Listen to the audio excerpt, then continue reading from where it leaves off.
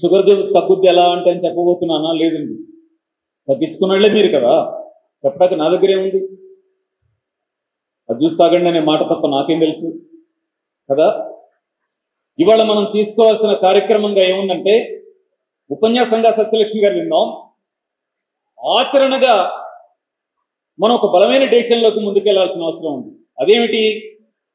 మనం మహబూబ్ నగర్ జిల్లా నుంచి ఏది మన వాళ్ళు కాశ్మీర్ నుంచి కన్యాకుమారి దాకా అని అంటారే, అలా మన తెలుగు ప్రాంతాన్ని మాట్లాడుకుంటే మహబూబ్ నగర్ జిల్లా నుంచి శ్రీకాకుళం దాకా పర్యటించిన 27 సంవత్సరాల అనుభవంలో ప్రతి సంవత్సరం ఒకటి కంటులో నలుసులాగా తగులుతూ ఉన్నది.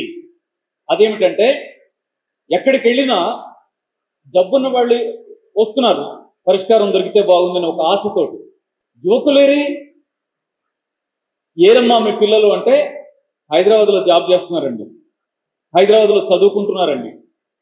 హైదరాబాదు బెంగళూరు, ఇంకా కాకపోతే అమెరికా, ఇంకేదో.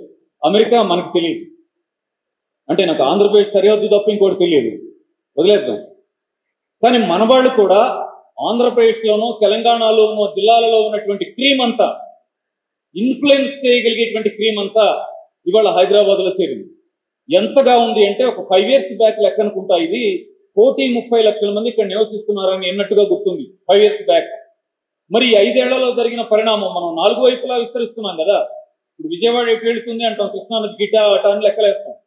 కానీ హైదరాబాద్లో ఏ దిక్కు చూసినా వెళ్ళగలిగే అవకాశం ఉన్నట్టుగా ఉంది. వెళ్ళిపోతుంది, అలా వెళ్ళిపోతుంది. ఏ 1,50,00,000 చేరుకుని ఉండొచ్చేమో. ఈ 1,50,00,000 మంది ఎవరు? ఈ 2 రాష్ట్రాల్లో ఉన్నటువంటి గ్రామాలలో, అక్కడ ఉన్నటువంటి చిన్న చిన్న పట్టణాల్లో ఉన్న కాస్త వైట్ క్లాస్ ప్రజల యొక్క పిల్లలు, అక్రీమ్. కాబట్టి హైదరాబాద్లో ఉన్న మన వాళ్ళని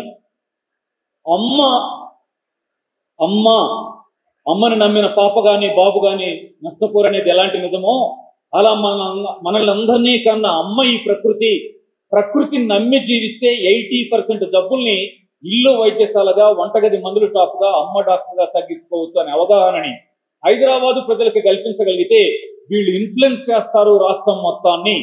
దృష్టిలో పెట్టుకోండి.